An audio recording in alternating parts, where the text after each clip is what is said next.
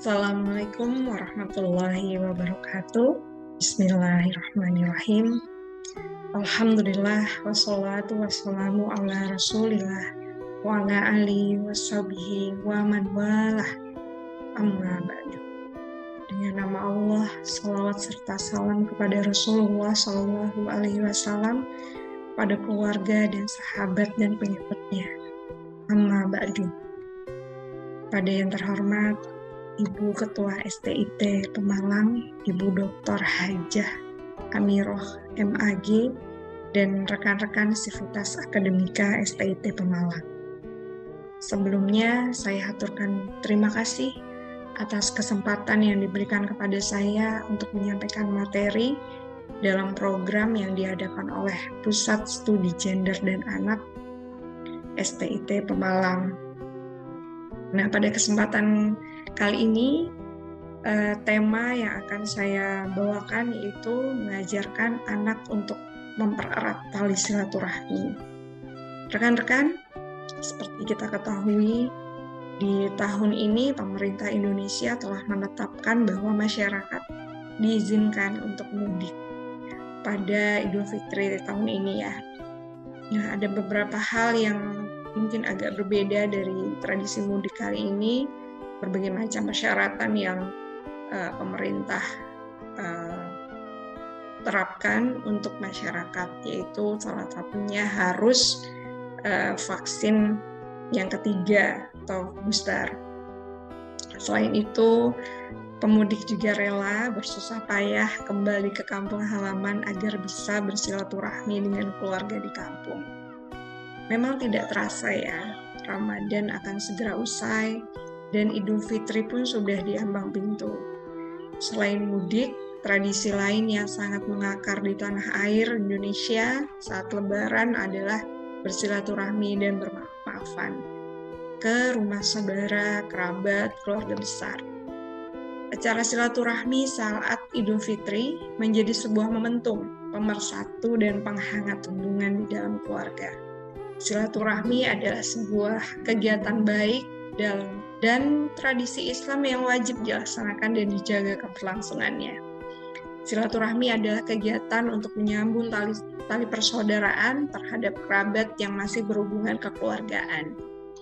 Perintah untuk menjaga silaturahmi ini terdapat dalam firman Allah Subhanahu wa Ta'ala yang berbunyi, "Bertakwalah kepada Allah yang dengan namanya kalian saling meminta satu sama lain, dan peliharalah hubungan silaturahmi."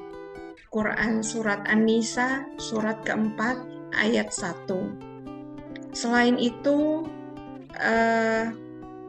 perintah untuk menjaga tali silaturahmi juga terdapat dalam Quran Surat Muhammad, ayat 22-23, yaitu Allah berfirman, Allah Subhanahu wa Ta'ala melaknat para pemutus silaturahmi dan menjanjikannya tempat kembali yang buruk, yaitu neraka jahanam.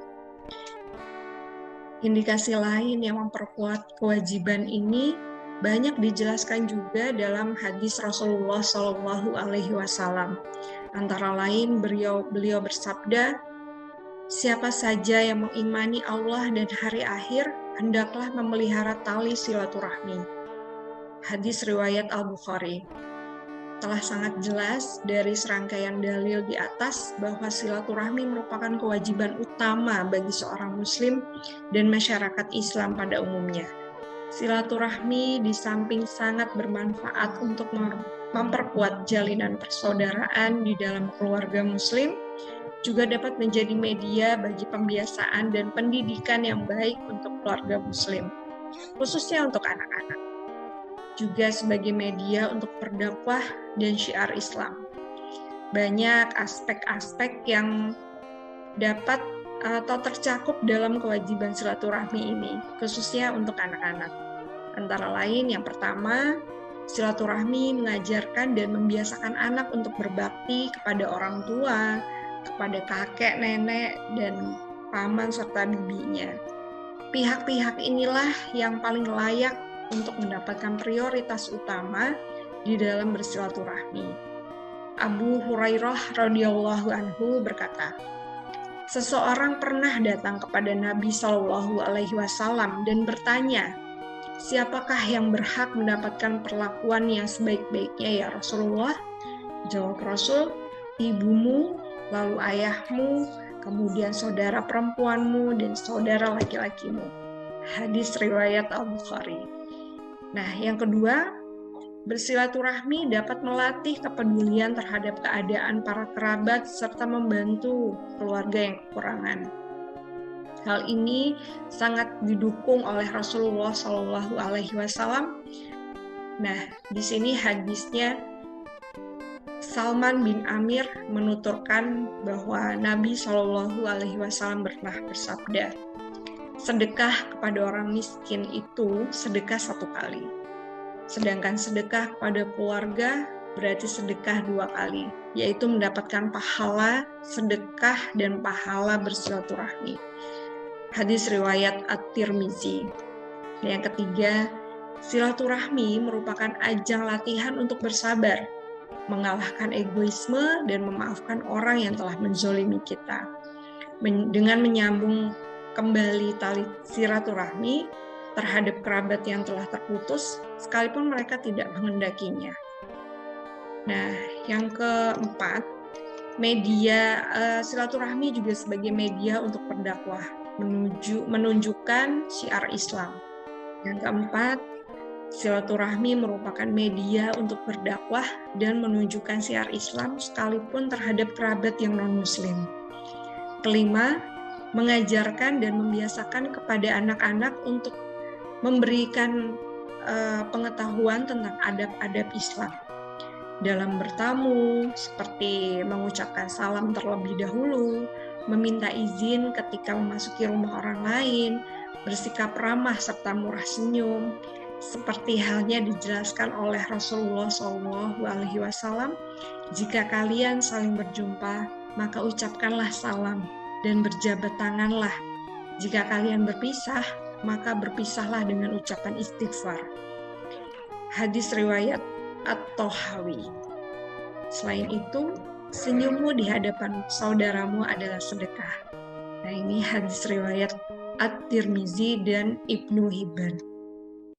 Selain itu, seorang tamu yang masuk ke rumah suatu kaum, hendaklah duduk di tempat yang ditunjuk kaum itu, sebab mereka lebih mengenal tempat-tempat aurat yang terdapat dalam rumah mereka. Hadis riwayat At-Tabrani. Demikian di antara kebaikan dan pembelajaran yang dapat diteladani oleh keluarga muslim dari silaturahmi. Semoga Allah Subhanahu wa Ta'ala selalu memberikan keberkahan, kelapangan rizki, dan memperpanjang usia bagi siapapun yang mengamalkan silaturahmi ini. Wallahu a'lam bishawab. Ada kata seindah doa, tak ada perbuatan yang sebaik-baiknya, yaitu memohon maaf atas apa yang telah saya sampaikan. Semoga semua ini bisa menjadi amal ibadah. Nah, rekan-rekan semua, kekurangan sudah barang tentu milik saya karena kesempurnaan hanya milik Allah Subhanahu wa Ta'ala. Terima kasih. Akhiru kalam. Wassalamualaikum warahmatullahi wabarakatuh.